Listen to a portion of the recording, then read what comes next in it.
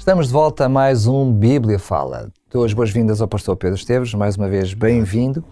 Nesta semana temos estado a olhar para esta liderança de serviço. Ontem falámos em abnegação, hoje vamos usar o mesmo conceito, mas utilizando a palavra humildade. Eu proponho que voltemos a ler a palavra de Deus em 1 de Pedro, no capítulo 5, e vamos ler os versículos 5 a 7, como introdução, diz o seguinte: semelhantemente, vós jovens, sede sujeitos aos anciãos, e sede todos sujeitos uns aos outros, e revestivos de humildade, porque Deus resiste aos soberbos, mas dá graça aos humildes.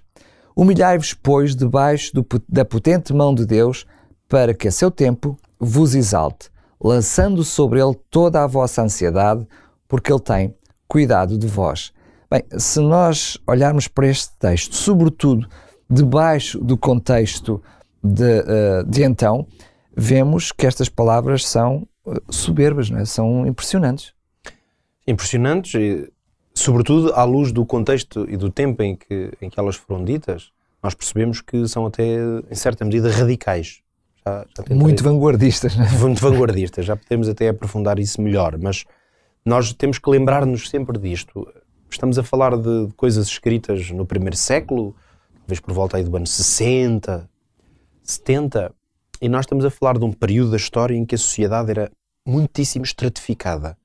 Ainda há lugares do mundo em que isto ainda existe, embora a globalização que nós temos assistido no último século, sobretudo em termos da maneira de pensar e dos valores, tem levado a que a maior parte do mundo que nós conhecemos e com que lidamos, a estratificação é cada vez menor. Mas neste tempo não era assim. A estratificação significava que havia uma classe de elite, se fosse ao nível governante, fosse a elite religiosa, enfim. Portanto, havia uma elite claramente definida, pequena, em termos de número. Mas bem demarcada, não é? Muito demarcada. E, portanto, todas as outras classes e estratificações que existiam faziam-se por diferenciação a partir da elite. E, portanto, podia descer por aí afora até aos escravos. Portanto, que estavam totalmente no oposto desta linha de sociedade, portanto, que eram pessoas que não tinham sequer liberdade própria, eram, portanto, como que mercadoria ao serviço de outros homens.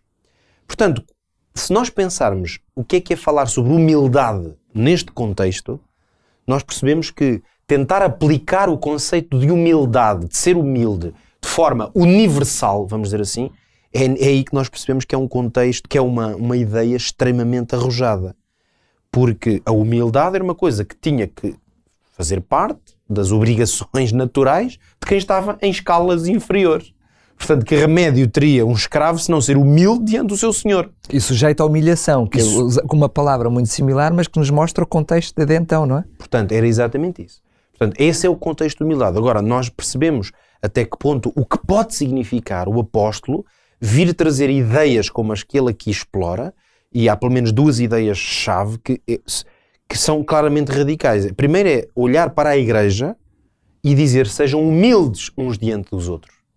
Ora, como na igreja poderiam existir, o evangelho era para todas as pessoas, esta mensagem, ela potencialmente foi escrita para qualquer pessoa. E tínhamos também representado essas hierarquias, esses estratos sociais bem dentro da própria igreja. Eles também existiam dentro da igreja. Nós temos exemplos na Bíblia de que pessoas das elites, por exemplo, também foram alcançadas pelo evangelho.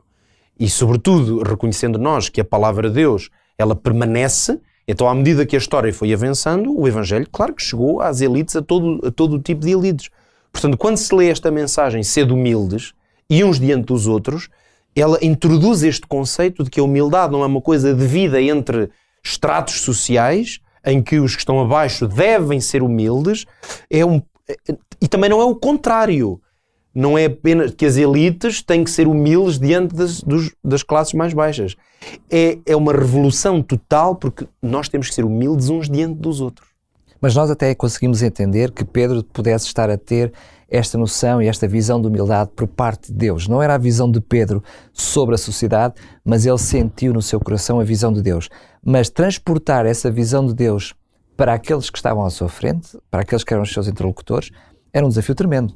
Sim, é um desafio tremendo, e eu creio que ele vai levar o mais longe ainda esse conceito, precisamente, que é um conceito divino, e aplicá-lo à realidade de uma organização humana, portanto, uma comunidade onde pessoas de diferentes classes interagem, quando ele vai afirmar o seguinte: Deus dá graça aos humildes. Quer dizer, ele está a dizer que Deus está do lado dos humildes. E, portanto, é neste sentido que fica muito clara esta ideia de um certo radicalismo social na maneira como alguém, neste tempo, afirma que Deus dá graça aos humildes. No fundo, Jesus já tinha feito isto. Nós estamos sempre aqui a dizer, é lógico, que estes conceitos Pedro não os inventou da cabeça dele. Pedro andou perto de Jesus e agora estava a aplicar à realidade da igreja. Eu até diria, aprendeu arduamente. Arduamente, porque também, com certeza também lhe foi difícil aprender esses conceitos, mas estes conceitos vêm de Jesus. Nós pensamos no sermão, o famoso Sermão do Monte, vemos Jesus com as suas bem-aventuranças, em que ele faz uma espécie de inversão total da organização da sociedade, e ele nunca apelou a ninguém para fazer nenhuma revolução. No entanto, ele vai simplesmente formular os princípios do reino de Deus. Que esse, aliás, é que foi o grande mandato de Cristo em termos do seu ensino, foi a explicar como é que o reino de Deus funciona. Por isso, Jesus não trouxe nenhuma explosão à sociedade. Jesus veio, através da igreja cristã, implodir a sociedade. Correto. Porquê? Porque fazer uma explosão era tentar chegar à sociedade e dizer: acabou isto tudo, não há senhores, não há escravos, não há nada, não há homens, não há mulheres. E tentar implementar uma revolução, digamos assim, levando as pessoas a tentar forçar essa forma de vivência. Nem o próprio Jesus teria essa função, nem teve essa intenção. Teria morrido muito mais rápido, isso é o mínimo que podemos dizer, e portanto nem sequer provavelmente tinha tido tempo de lançar aquilo que ele na verdade fez, que foi lançar como que as sementes do reino de Deus. Isso não era exercer, como vimos em textos anteriores, exercer liderança que não fosse pela força, não é? Exatamente. Essa seria a liderança pela força. Por isso, quando Jesus, no Sermão das Bem-aventuranças, diz: bem-aventurados os que são perseguidos, ou os humildes, ou os mansos, é muito interessante olhar para estas palavras desta perspectiva. Jesus estava a plantar na sociedade, naqueles que viriam a ser os cristãos, não é que ali não fossem, mas não tinham ainda total consciência de quem era Cristo, ainda não tinham compreendido a morte e a ressurreição de Cristo. Portanto, podemos dizer que a igreja cristã ainda estava ali só potencialmente, mas Jesus deixou essas sementes que vieram a brotar. Por isso é que Jesus, o tema sobre o qual mais falou, foi o reino de Deus. Portanto, a maior parte dos seus discursos e até das parábolas tinham precisamente a ver: o reino de Deus como é que é? É isto, é semelhante a isto. Portanto, ele através desses discursos deixou os ideais do reino de Deus.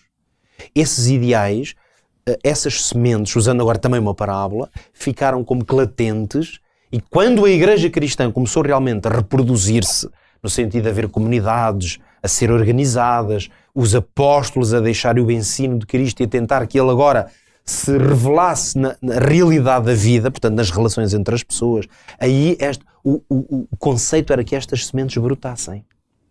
Portanto, quando o apóstolo diz: estão a ver, vocês agora são todos membros aí dessa comunidade, vocês lembrem-se, Deus dá graça aos humildes. E se as pessoas praticassem isto, infelizmente umas vezes não praticaram, outras conseguiram, mas ao se praticar isso, o que é que acontece? O reino de Deus começa a florescer. É exatamente isto.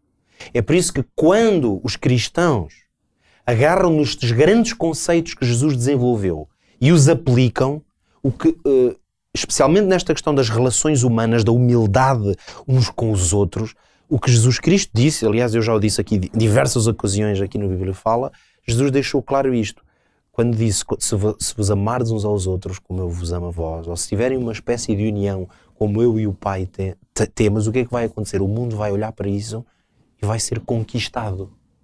Portanto, o reino de Deus, ele irá florescer e frutificar tanto mais quanto estes valores da humildade, de uma liderança serviçal, quanto mais isto for praticado e visível, tanto mais sucesso a proclamação do Evangelho terá, tanto mais sucesso o reino de Deus terá a alcançar aqueles que ainda não estão nesse reino.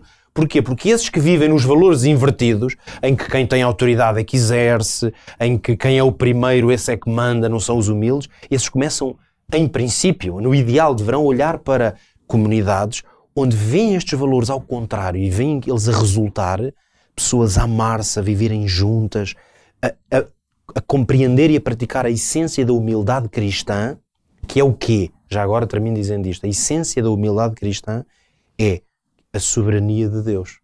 Por isso é que no texto que leste há pouco de Pedro, o último versículo, ele diz: humilhai-vos debaixo de Deus, a soberania de Deus. Portanto, o conceito, a humildade cristã, ela não vem apenas de uma espécie de autocomiseração. Eu sou tão fraquinho, não sirvo para nada, sou péssimo. Não é isso, não é isso que está em causa. A humildade cristã, ela vem, a origem ou a fonte dessa humildade é a soberania de Deus. Não é tanta noção de eu tenho que ser inferior ao outro, mas a noção de que o outro é superior a mim em Cristo, não é? E que Deus é superior a todos nós. Parece que estamos a dizer uma contradição, mas não é de não todo. É quando eu reconheço a grandeza e a soberania de Deus. Portanto, se eu olhar para ti... E a importância do outro para com Deus. E do outro para Deus, porque o outro também está debaixo da soberania do mesmo Deus. Então, eu deixo de olhar para ti e se eu for tendencionalmente uma pessoa até, se calhar com sentimentos mais negativos e com pouca autoestima, eu vou dizer: eu sou tão fraco, o Daniel é muito melhor que eu, vejam só como ele é, o aspecto dele, a maneira como ele fala, ou o sucesso da vida dele. Isto pode ser a posição de muitas pessoas. Então eu fico humilhado, não é humilde, eu sinto-me humilhado diante de outro que parece muito mais do que eu. Depois eu também posso ser o contrário disto, porque o reino de Deus, quando Deus não está presente, as pessoas ou estão num extremo ou estão no outro, não é? O contrário disto é dizer: olha aquele desgraçado Daniel, sou muito melhor que ele. Não é? O que está claro é que nem um nem outro é a postura cristã. Exatamente. Portanto, o cristão faz o quê? Não olha para o outro, nem o vê pior, nem se vê assim melhor. Olham para Deus e dizem: Senhor, como tu és maravilhoso. Olham para Jesus Cristo, os crentes, e dizem: uau, este é que é o homem perfeito, isto é que nós queremos. E então tornam-se todos humildes porque estão debaixo da soberania de Deus. E esta é a verdadeira humildade cristã. Muito bem, é sem dúvida com alegria que estamos aqui falando destas mensagens e desta palavra de Deus, porque é com humildade que nós reconhecemos que elas em primeiro lugar são também para nós. Mas convido a estar outra vez connosco amanhã para acompanhar o último Bíblia Fala desta temática e desta semana. Relembrando que pode não só ouvir este programa na rádio RCS, mas também ver em opchannel.pt.